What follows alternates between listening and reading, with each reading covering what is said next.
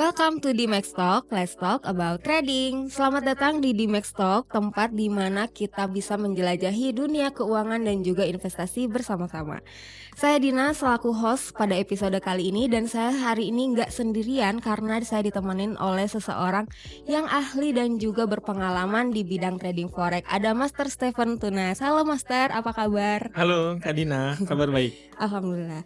Oke, dan tema kita pada hari ini adalah tips dan juga trik scalping untuk mencapai profit konsisten. Oke, bersama-sama kita akan menjelajahi strategi, tips dan juga wawasan dari Master Stephen yang akan membantu kita untuk memahami bagaimana sih cara jitu untuk scalping dan juga mendapatkan profit yang konsisten gitu. Jadi saya yakin banget nih percakapan kita kali ini itu bisa memberikan pandangan yang berharga dan juga strategi praktis bagi kita semua. Jadi buat teman-teman di rumah, bersiaplah untuk mendapatkan wawasan dan juga inspirasi dalam episode spesial di Max Talk pada kali ini. Kita mulai aja Master ke pertanyaannya.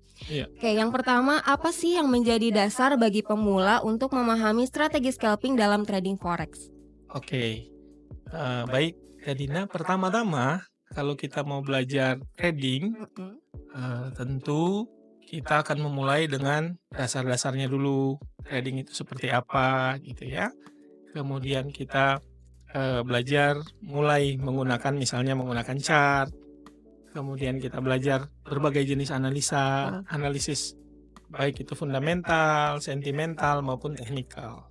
Baru kita masuk ke entry dan exit, cara masuk pasar, berarti menguasai aplikasinya. Misalnya paling populer di Indonesia itu aplikasi MetaTrader gitu ya. Kita bisa menggunakan aplikasinya, baru sesudah itu kita biasanya demo akun gitu ya. Transaksi coba-coba di demo akun, baru bisa terjun. Nah, sesudah kita terjun mau transaksi, sudah berhasil di demo akun, sudah sangat menguasai penggunaan aplikasi MetaTrader, baru kita menentukan membuat trading plan kita. Nah, scalping adalah bagian dari trading plan kita. Nah, sebagai info saja, dalam trading kita mau menentukan dulu di trading plan kita ini kita mau jangka pendek, untung kecil ambil, loss kecil juga kita cut. Nah, secara cepat biasanya dalam tempo 1 menit, 5 menit atau 15 menit. Nah, teknik ini disebutnya scalping. Teknik scalping itu cara ambil dapat untung di market secara cepat gitu ya. Kita buy 1 menit, 5 menit sudah naik, kita keluar. Kita buy 1 menit atau 5 menit sudah salah, kita cut juga. Itu scalping. Nah, dalam trading, tipe-tipe kita trading ini kalau berdasarkan satuan waktu, jangka waktu kita nahan posisi, biasanya orang kenal ada 4 tipe. Scalping, day trader, swing, sama long term. Nah, scalping ini yang paling cepat. Day trader itu bisa hitungan jam. Tetapi kita boleh trading berjam-jam gitu ya. Tetapi setiap hari selalu close posisi, maka dibilang day trader. Gitu ya, sebelum sehari beres lah ya. Sehari beres. Baru swing. Swing itu tipe trader yang satuan waktunya lebih panjang. Bisa berhari-hari, bisa berminggu-minggu, itu nahan posisi. Jadi target profitnya itu besar, bisa juga nahan loss sangat besar. Ini tidak disarankan untuk pemula menurut saya. Karena juga modalnya cukup besar, Betul. gitu ya. Nah, yang terakhir long term. Long term itu bisa berminggu-minggu sampai berbulan-bulan nahan posisi. Itu memang bukan gaya trading di forex atau di komoditas gold atau di indeks. Biasanya di long term ini orang tradingnya saham. Gitu. Jadi yang populer di trading forex, trading indeks saham, trading komoditas seperti gold online itu cuma 3. Scalping, day trader, atau swing gitu ya. Nah, kita mau memahami ketiga jenis trading ini dalam trading forex atau gold, baru kita akan menspesifikkan diri kita lebih cocok di mana gitu. Apakah scalping, apakah jadi day trader, atau jadi swing. Kira-kira begitu. Sebelum kita masuk ke teknik-teknik bagaimana untuk scalping kan gitu. Nah, biasanya para pemula itu kesalahannya adalah saat untung, saat profit, dia ambil cepat-cepat, dia jadi scalping, gitu, dia scalper gitu ya. Tradingnya scalping, untung $10 ambil, untung $20 ambil Iya. scalping. Giliran kalah nggak mau cut. Iya. Giliran kalah bisa $500 baru di-cut atau $1000 baru di-cut. Sehingga kesalahan terbesar pemula itu adalah saat profit dia scalping, saat loss dia swing. Iya. Kira-kira begitu. Sebelum kita masuk ke lebih spesifik berbagai teknik gitu ya, Iya. untuk bisa scalping dengan baik. Kira-kira itu pengantarnya, itu penjelasan awalnya tentang tipe-tipe trader itulah, trader atau investor trader yang trading di market forex, di market gold atau di market indeks saham, Nikkei, Hang Seng, Kospi, Dow Jones, Nasdaq, itu DAX, gitu. Kira-kira begitu kan. Berarti swing trade dan juga long term itu berbeda ya, Iya. Master? Ya, swing trade itu hitungannya sebenarnya mingguan, bulanan. Kalau long term itu lebih dari sebulan, lebih dari bulanan. Cuma di forex sekarang ini, di forex boleh dibilang tinggal 3 semua orang sebut. Tinggal di forex dan gold itu tinggal scalping, day trader, sama swing. Long term itu sudah jarang disebut karena jarang orang Iya, long term. iya. Jarang. Sekarang pengennya instan. Instan, Iya. betul instan. Bahkan sekarang ini di beberapa trader-trader sekarang ini sudah bukan 4 kategori itu, tinggal 2, scalping sama swing. Oke. Batasnya di mana? Overnight. Kalau kita nggak overnight berarti scalping. Oke. Kalau kita overnight position berarti swing. Oke. Batasnya cuma tinggal Iya. itu. Jadi lebih sederhana kita sekarang. Ini tipe trader scalping apa tipe trader swing? Swing. Udah gitu. Yang day trader sama yang long term sudah jarang dibahas. Kira-kira begitu. Oke, Master. Iya. Di pertanyaan yang kedua, Ya. oke, bagaimana sih cara mengelola resiko ketika melakukan scalping untuk mencapai profit yang konsisten? Oke. Cara mengelola resikonya begini. Kita kan menyusun trading plan. Ya. Trading plan kita ini scalping. Mau ambil untung dengan poin yang kecil dan cepat. Kata kuncinya scalping kan di cepat. Iya. Berapapun untungnya yang penting cepat. Iya, Gitu kayak kan? nyopet lah ya, Master. Iya, kayak nyopet. Nyopet orang bilang. Ada yang bilang teknik ABC, Iya. asal biru close. Iya. Gitu ya, menarik juga ABC asal biru close. Nah, kita mau scalping itu sesuai trading plan kita. Nah, kesalahan terbesar para trader terutama yang pemula adalah yang saya bilang tadi, saat untung dia punya trading plan ambil 5 menit ambil, 15 menit ambil. Saat rugi dia nggak jadi ambil ruginya. Oke. Jadi tips pertama adalah wajib pasang SL menurut saya. Wajib pasang SL. Sehingga- Walaupun scalping ya. Iya, justru scalping wajib pasang SL. Masuk belum sempat pasang pun giliran belum untung, kalau dia nggak bisa jaga posisi untuk bisa klik manual, wajib pasang SL. Tapi kalau bisa dijaga dan bisa klik manual, itu nggak pasang nggak apa-apa, boleh diklik. Cuma biasanya kita jadi ragu, Iya. kita jadi nggak rela. Betul. Untuk Berkaitan ambil cut sama loss-nya. emosi juga ya, Mas. Iya, kalau kita nggak pasang SL, emosi kita membuat kita jadi nahan posisi. Oke. Gitu. Jadi tips pertama adalah dia harus dijaga untuk di close manual, di cut manual kalau salah, atau dipasang SL. Oke. Kalau profit orang tuh nggak usah diajarin. Iya, Secara naluri dia take profit. betul. Gitu. Yang mesti diajarin itu ngantisipasi resikonya Iya. sehingga bisa profit konsisten. Nah, trader-trader di Indonesia bahkan di dunia terutama yang pemula itu bisa profit 9 kali loh. $10, $10, $20, $30. Iya. Trading bisa 90 kali menang, tapi sekali kalah 1000. Nah, karena dia Nggak imbang ya? trading plan-nya tidak dijalankan. Nah, penting teman-teman untuk menjalankan trading plan kita. Itu sehingga kita terhindar dari kekalahan atau loss yang sangat besar yang justru kita nggak sanggup hadapi sebenarnya. Oke. Bahkan sampai margin call, sampai habis uangnya gitu. Jadi jalankan trading plan dengan baik, lakukan secara disiplin. Itu tipsnya. Kalau kita ambil untung cepat dan nilainya cuma kecil, pada saat rugi juga harus diambil. Iya. Gitu. Pada saat apa? Pada saat indikator kita sudah kasih sinyal ini sudah salah arahnya. Kita harus buru-buru cut daripada jadi melebar, jadi Iya. tambah besar. Betul. Makin besar lossnya, makin gak rela untuk di-cut. Iya. Kira-kira begitu kan? Iya. Jadi tips saya begitu, jalankan trading plan dengan baik. Kalau rencananya memang mau scalping, sejak awal tekniknya memang scalping, indikatornya digunakan yang sangat kita kuasai untuk scalping. Lalu kalau indikator sudah bilang kita harus keluar dari market, kita keluar. Oke. Itu prinsipnya. Sehingga untung kita tuh, probability kita scalping itu dengan menggunakan indikator technical itu sekitar 70% kita bisa menang. Sayangnya kenapa kita kalah? Yang 30% kita salah, secara nominal uang lebih besar. Nah, kalau kita disiplin, $100 menang, itu bisa $700 kalau probability-nya 70-30. Iya. Kalahnya cuma 300. Iya. Dalam praktek 700 kita menang, kalahnya 3.000. Itu Iya. problemnya. Nah, Gitu. Jadi iya. disiplin jadi kata kunci. Selain memang menyusun trading plan yang bagus, dia bekerja di indikator tertentu, lalu kita jalankan.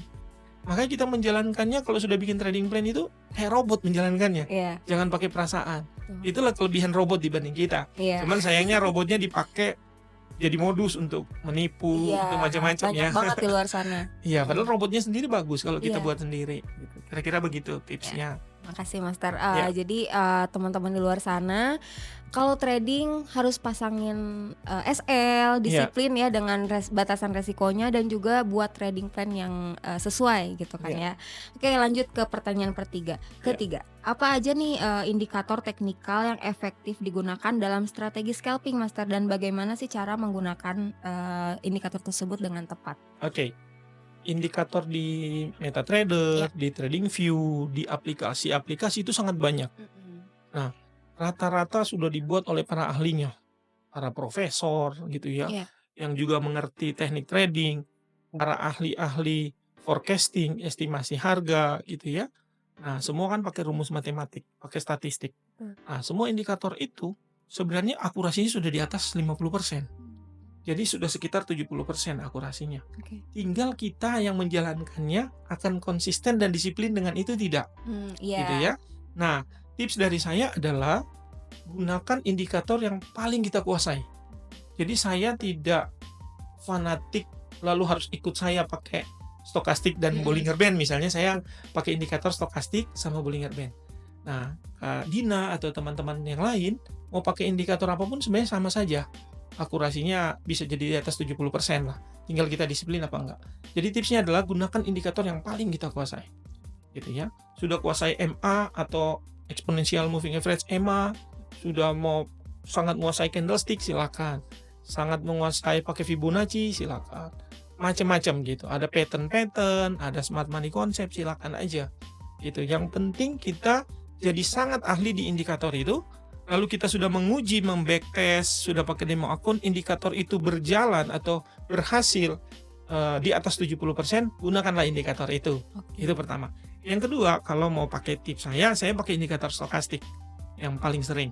Nah, indikator stokastik ini jalan di market yang sideways, yang flat, yang bolak-balik. Iya.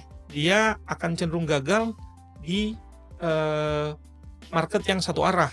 Oke. Ya, market satu arah ini kan biasanya yang sukses itu indikator-indikator tren seperti moving average gitu kan, atau candlestick saja sudah cukup gitu. Nah, sayangnya kan kita memprediksi kapan dia sideways, bolak-balik, flat, kapan dia one way up, one way down gitu kan, searah naik atau searah turun. Itu kesulitannya gitu ya. Sehingga memang kita menurut saya harus pakai satu indikator yang sangat bagus untuk market bolak-balik, market flat, satu indikator yang sangat bagus untuk market trending naik atau trending turun ya. Nah, indikator ini yang harus kita padukan. Lalu kita sangat ahli di indikator itu. Nah, secara teknis kalau saya mau share indikator, ya kan kita mesti pakai slide, kita harus pakai depan MetaTrader atau TradingView gitu ya. Tapi yang penting itu sudah sangat banyak buku, sudah sangat banyak edukasi berbentuk video, termasuk dari Didi Max juga gitu ya. Bisa dilihat di sana. Jadi saya tidak mengharuskan orang fanatik pada satu indikator atau ikut saya gitu ya. Enggak, gunakan indikator yang teman-teman suka, sudah senang gitu ya, tapi jadi ahli di indikator itu. Kira-kira begitu. Jadilah ahli di indikator itu, nggak usah ganti-ganti indikator. Iya, banyak banget di luar sana yang kayak pemula itu gonta-ganti indikator dan ikut-ikutan, Master gitu. Dan padahal misalkan belum memahami dan lain sebagainya, akhirnya ganti lagi kayak gitu. Ya, padahal gini, waktu misalnya teman kita trading profit, dia kasih tahu profit. Ini pakai indikator ini nih. Pas kita ikut, pas dia lagi salah. Karena kan 70% dia benar. Dia sudah 7 kali menang baru kita ikut. Kemungkinan untuk dia salah dulu akan besar kan? Betul. Karena 30%. Pas kita ikut pas salah. lalu kita langsung nyalahin, Kak Dina kemarin bilang profit terus, pas saya ikut jadi loss. Iya. Padahal memang itu probability-nya kan, Iya, gitu. betul. Probability-nya kena di situ. Saya nggak mau cari indikator lagi. Ke siapa misalnya gitu ya. Sama juga polanya. Jadi geluti jadi ahli di 1-2 indikator saja menurut saya. Oke. Karena kan itu cuman technical itu kan nggak 100% gitu kan. Harus dibarengi sama modal yang cukup, money management-nya, harus dibarengi dengan fundamental analysis gitu, harus dibarengi dengan sentimen market, harus sampai ke technical, entry exit-nya dengan indikator. Oke. Kira-kira begitu. Bagusnya berapa lama sih kayak backtest-nya ketika misalkan kita menguasai satu indikator nih, terus kita mau backtest tuh berapa lama sih, Master? Kayak misalkan kayaknya aku nggak cocok deh dengan teknikalnya tuh berapa lama? Ya. Kalau kita backtest relatif, kalau ditanya lama, tiap orang tentu berbeda ya. Tiap orang tentu berbeda. Rasanya kita backtest dia bisa bekerja 1 tahun terakhir saja sudah lumayan menurut saya. Mau lebih lama sih lebih bagus. Gitu. Kalau lebih lama kita lama-lama jadi peneliti, nggak jadi trader gitu kan. Cuman yang pendek-pendek aja dulu. Gitu. Kalau itu sudah berjalan backtestnya, kita gunakan demo akun. Berjalan juga di demo akun beberapa minggu, beberapa bulan, baru kita lakukan pakai itu. Nah, pakai lot yang paling kecil dulu. Ya, sehingga kalau sudah sangat ahli dan kita bisa membuktikan sendiri bahwa pakai lot yang paling kecil ini jalan dan kita bisa profit, baru kita kan tinggal gandakan lotnya, tinggal tambahin lotnya, kira-kira begitu. Jadi tiap orang tentu berbeda nanti. Berapa lama dia belajar itu berbeda, tergantung waktu luangnya, tergantung intensitas dia belajar, makin sering nggak, termasuk ikut nonton acara ini gitu kan. Itu sih, jadi relatif, sangat relatif. Oke, Master, makasih jawabannya. Oke, lanjut lagi ke pertanyaan keempat. Bagaimana Master menentukan level entry dan juga exit yang optimal saat melakukan scalping? Entry dan exit, nah seluruh analisis kita untuk bisa profit di market, ujungnya pasti di entry dan exit. Kekuatan entry dan exit. Market mau jatuh pun kalau entry kita benar, kita buy, pasti ada koreksi naik untuk kita keluar. Jadi dalam downtrend kita buy pun masih bisa profit. Apalagi kalau kita sell gitu kan. Nah, jadi bagaimana menentukan entry dan exit ini pasti balik ke indikator kita. Kita disiplin, indikator kita mengeluarkan sinyal buy sekarang, kita lakukan buy. Indikator kita melakukan sinyal sell, kita sell sekarang. Misalnya kalau pakai RSI atau stokastik kan gampang tuh, ada level 30-70 atau 80-20. Kalau dia ada di level di bawah 20 di stokastik atau RSI, kita boleh buy.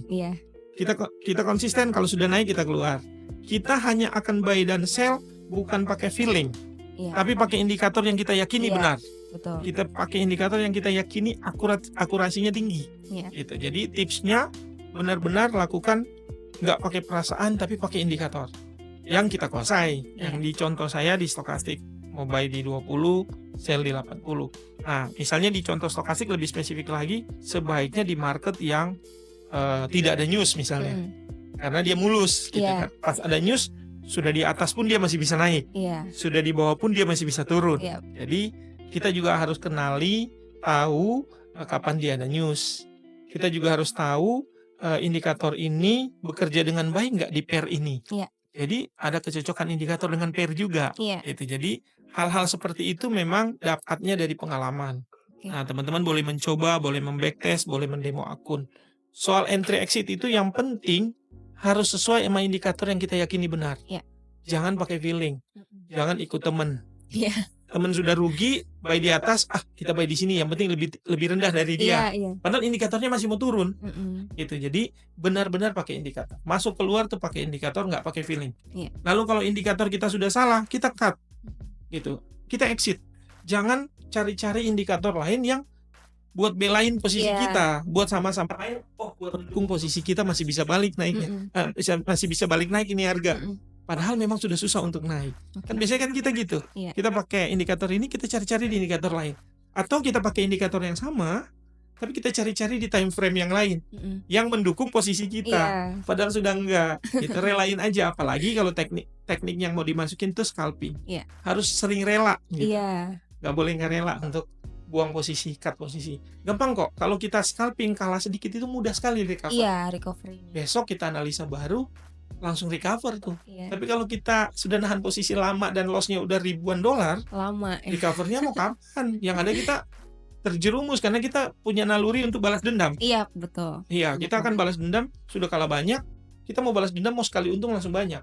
Padahal nggak bisa. Untung tuh dikumpulin kecil-kecil Iya. menurut saya. Karena kalau mau langsung hit banyak, risikonya besar sekali. Risikonya Berarti lot-nya besar kan? Iya. Gitu. Jadi entry exit-nya bisa jadi nggak dapat exit-nya. Iya. Entry-nya kita tahu, exit-nya kita nggak dapat gitu karena udah untung $500 kita anggap masih kecil. Kenapa? Karena kemarin cut 5.000. Iya. Gitu. Jadi mempengaruhi malah cara kita menyusun trading plan, Iya. mempengaruhi kita entry exit. Kira-kira begitu kan ini.